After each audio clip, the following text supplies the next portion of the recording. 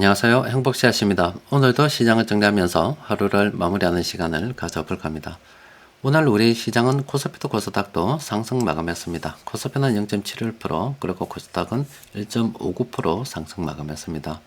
시장 수급을 들여다보면 코스닥에서는 외국인하고 기관들이 동시에 순매수했고, 그리고 코스피에서는 기관들만 순매수했습니다. 업종별로 들여다보면은 외국인 투자자들이 오늘도 좀 일부 많이 팔았습니다. 기관들하고 외국인들하고 일부 업종 쪽으로만 조금 이렇게 순매수를 하고 있습니다. 아직 시장 수급이 그렇게 정상적이지는 않은 상황입니다. 외국인들이 한 2주 정도 이렇게 계속 팔았어요. 그 기간 동안에 이 기관들이 조금 매수를 하긴 했습니다. 그런데 외국인들이 움직이는 돈이 워낙 많기 때문에 기관들이 이렇게 순매수 한다고 해도 따라갈 수가 없죠. 그렇게 되다 보니까 지수는 이렇게 어중간하게 흘러가고 있습니다. 지수가 가려고 하면 외국인들이 본격적으로 다시 또 들어와야 됩니다. 그 기간 동안은 조금 쉬는 기간이다, 이렇게 생각하시면 됩니다. 그런데 뭐 외국인들이 지금 저렇게 잡지 좀 판다고 해서 별로 개의치 않아도 된다라는 말씀을 자주 드렸죠. 그래서 외국인들이 저렇게 매도를 해서 우리가 관심 있어 하던 종목의 주가가 좀 떨어져서 조정이 되었다 그러면은 그걸 이용해서 우리가 싸게 매수할 수 있는 기회로 활용을 해야 됩니다. 그리고 주식시장에서는 일본 기준금리가 어떻게 되는가, 이것도 좀 살펴보고 있는데, 뭐 이번에 아무래도 기준금리를 일본에서는 올리겠죠. 일본의 기준금리는 이게 전체 기간으로 이게 데이터가 있는 기간인데, 요때가 일본의 거품 경제 시절입니다. 그리고 그 이후에 계속 기준금리를 낮추고 2017년 무렵에서는 마이너스 금리까지 가서 계속 돈을 풀었습니다. 그 이후에 이제 첫 번째 기준금리를 올리려고 하니까 굉장히 오랜만에 지금 금리를 올리려고 시도하는 겁니다. 일본 거품 경제 관련해서 주식 차트 여러분들께 자주 보여드렸죠. 요때가 일본이 정말로 잘 나갈 때입니다. 요때가 주식시장이 먼저 붕괴되고 난 다음에 한 2년 정도 후에 부동산 시장이 붕괴가 됐습니다. 그러니까 주식하고 부동산 시장은 조금 시차가 있습니다. 그게 한 2년 정도라 보시면 됩니다. 그러니까 주식 시장이 먼저 무너지면 부동산 시장도 머지않아 무너지는데, 그런데 주식 시장 무너지게 되면 사실상 이 부동산도 보유하고 있는 사람들 팔기 어렵다라고 보시면 됩니다. 여러분들이 주식을 사고 팔 때, 주식을 이렇게 샀다가 이렇게 팔 때, 이 꼭지점에서 항상 팔고 싶어 하죠. 안 되면은 이 어깨에서 팔아라 하는 게, 이 어깨가 어딘지 모르기 때문에 한번 정점을 찍고 내려왔을 때 이때 팔아라, 이런 이야기를 하거든요. 그런데 이거는 뭐 통상적인 그런 이야기지, 사실은 어깨에 파는 거는 불가능하다고 보시면 됩니다. 조금은 팔 수 있겠지만은 어려워요. 왜냐하면 여러분들 지난번에 2차 전지 관련해서 종목들이 급등을 해가지고 떨어질 때 점 한가로 떨어진 적이 있어요. 점 한가 기억나시죠? 점 한가로 떨어지게 된다는 것은 사는 사람이 없기 때문에 그냥 순식간에 쑥쑥쑥쑥쑥쑥 아래로 떨어지게 됩니다. 여러분들께서도 언젠가 팔아야 될 때, 그때는 이렇게 오를 때 팔아먹어야지. 팔고 난 다음에 올라야 됩니다. 오를 때 팔아먹어야지. 이 머리를 꼭지를 찍고 어깨에서 판다, 이런 생각은 뭐 이번에 거품이 얼만큼 크게 일어날지 모르겠습니다만은, 거품 이후에 내가 종점 찍는 거 보고 판다, 이런 생각은 아예 버리시는 게 좋습니다. 일본도 이때 그랬습니다. 이 정점을 찍고 난 다음에 못 팔았어요. 그냥 들고 있으면서 그냥 그대로 속절없이 무너져서 그냥 굴러가게 된 거예요. 하여튼 일본이 굉장히 오랜만에 지금 전고점을 넘어섰고, 또 잘 나가다 보니까 이렇게 금리를 올린다고 그래요. 근데 일본의 기준금리 올리는 것에 대해서 좀 문제점이 있다라고 말씀드렸죠. 주의해야 될 점이, 금리를 올린다는 건 시장에 돈이 많으니까 그런 거고, 일본 국내에서 돈이 유입된다는 거죠, 국내로. 그러니까 기업들이 이렇게 물건을 팔아서 이렇게 돈을 들고 들어온다는 거예요. 그러니까 돈이 2차적으로 이렇게 잘 풀리니까 물가도 오르고 해서 은행이 이점이면 금리를 올려야 되겠다, 이런 생각을 하게 되는 거죠. 그런데 문제가 있다라고 말씀드렸죠. 주의해야 될 점이, 일본의 장롱에 들어가 있는 돈이 엄청나게 많고, 또 해외에 투자된 돈들이 많은데, 이런 돈들이 막 장롱에서도 튀어나오고 해외에서도 이제 금리를 올리게 되면 이렇게 일본으로 들어갈 수가 있겠죠. 이렇게 들어간다 손치면 요 아래쪽에 있는 이 돈들은 경제 활동하고 뭐 기업 활동하고 상관없이 그냥 막 그냥 노는 돈들입니다.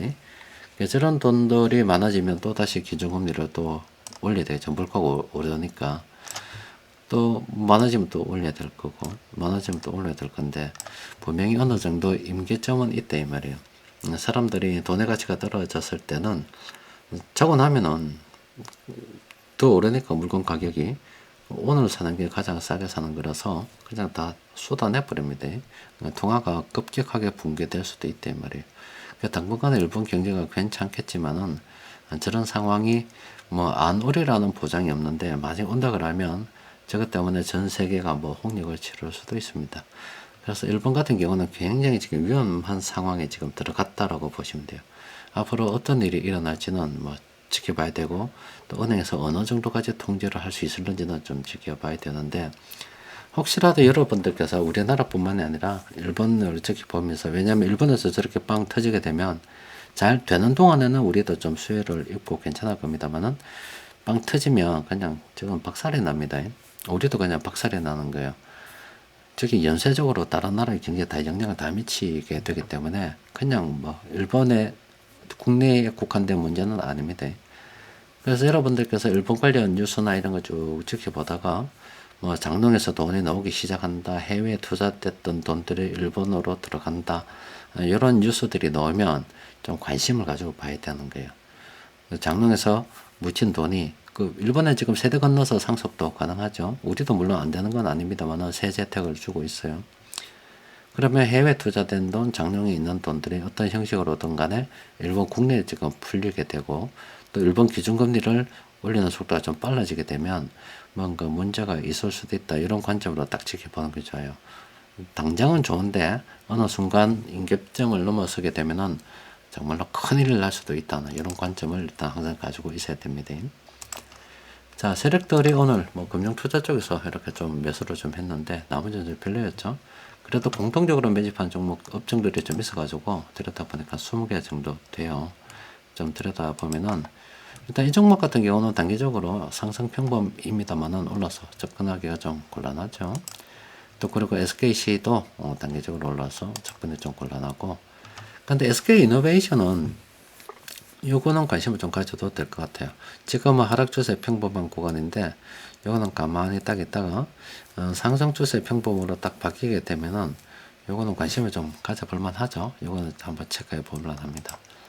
그리고 동국제약 같은 경우도 한번 체크해 볼 만합니다. 요거 하락 추세 평범인데 상승 평범으로 딱 바뀌면 이것도 한번 관심을 가져볼 만한 그런 상황이고 삼성 SDI는 뭐 지금 관심을 가져도 되지 않을까 싶어요. 단기간 좀 올랐습니다만은 또 관심을 한번 가져봐도 되지 않겠나 싶고요.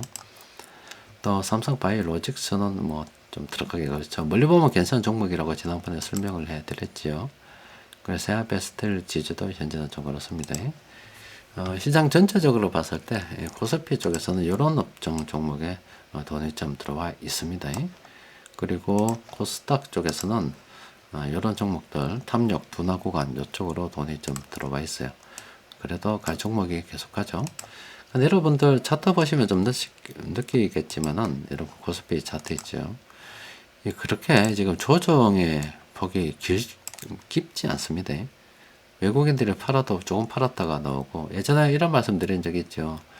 시장이 하락하다가 쑥 떨어지는데 상승할 때는 이렇게 가다가 조정을 줄만 하다가 또 올라가고 조정을 줄만 하다가 또 올라가고 조정을 줄만 하다가 또 올라간다 이런 말씀을 드린 적이 있죠. 따라가기가 굉장히 곤란합니다. 돈은 이때 우리가 손해보고 매수하더라도 물량을 많이 모아갈 수 있기 때문에 괜찮은 거지. 이때는 정말로 매수하기가 좀 어려우면 사실 이게 만약에 다음에 바로 이렇게 올라간다 손 치면 딱 이런 형국이지 않겠습니까? 그리고 지금 여러분들 계속 시장에서 보는 거 보면은 중간한 종목들이 꽤 많죠. 그런데 그렇게 매수할 만한 종목이 별로 없어서 겁나 카나마를 올라탄다고 그렇게 생각해서 가게 되면 또 자칫 잘못하면은 역사이클 또 당하는 수가 있어요. 그러니까 시장에 어느 정도 이제 상승하고 뭐 초입으로 쭉 돌았을 때는 그냥 잘 모르면 들고 있는 게 제일 좋고, 또 순환 매매할 수 있다 그러면은 조금 높아도 좀 과감하게 좀 들어가는 것, 그런 것도 좀 필요합니다. 그래서 뭐 시장에 투자에 대해서 이런 정답은 없어요. 정답은 없지만 하나 분명한 거는 이 상승하는 기간 동안에는 참 물량을 모아가기가 어려운 거예요. 또 단기간에 또 날아갈 수가 있습니다. 하여튼 주식시장 아직은 분위기가 좋다고 볼 수 있습니다. 이제 기술 발전이 막 이루어지고 하나의 어떤 추입 단계에 들어섰다 이렇게 보시면 되는데, 이게 거품이 어느 정도 발생이 될는지도 또 모릅니다. 아마 지금 당장 이렇게 우리 전 세계 거품이 발생이 되게 되면 아마 인류 역사상 가장 강력한 거품이 될 겁니다. 이거는 뭐 옛날에 뭐 튤립 뭐 거품 이런 거 이야기 들어보셨죠? 그거는 아무것도 아닐 거예요. 왜냐면 그때보다 지금 돈이 더 많기 때문에 그렇습니다. 그런데 이런 상승도 한 번에 거품이 이번에 빵 터진다고 보기는 좀 어렵고, 어떤 기대감, AI에 대한 기대감으로 올랐다가 기대했던 것보다 현실에 적용이 되는 속도가 좀 느리다는 실망으로 떨어졌다가 일정 기간에도 흐르게 이 기간 동안에도 계속 기술 발전이 있을 거잖아요. 그리고 이제 본격적으로 기업체들 막 적용이 되기 시작하고 응용이 되기 시작하면 그때부터는 진정한 거품이 일어나겠죠. 이 기간이 그래도 짧진 않을 거다. 그게 길 거다. 이렇게 말씀을 드렸어요. 그런데 이 거품이 터졌을 때는 정말 감당하지 못한 일이 발생될 수 있기 때문에 거품 끝나고 난 다음에 어깨에서 잡을 생각하지 말고 적당히 커지면 어느 때라도 나이대 생각하고 어떤 자기 생활 규모 생각하고 적당히 나와서 뭐 골프나 치고 노는 게 안 좋겠나 싶습니다. 아직은 뭐 그럴 때가 아니기 때문에 계속 물량을 모아가는 게 좋겠죠. 자, 뭐 주식시장 뭐 계속 이렇게 그냥 쭉 흘러갑니다. 좀 쉴 때는 쉬고 갈 때는 가는데, 지금은 외국인들 팔기 때문에 조금 쉬어가면서 천천히 좀 골라봐도 전혀 늦지 않은 그런 상황입니다. 자, 오늘은 여기까지 정리하도록 하겠습니다. 이상입니다.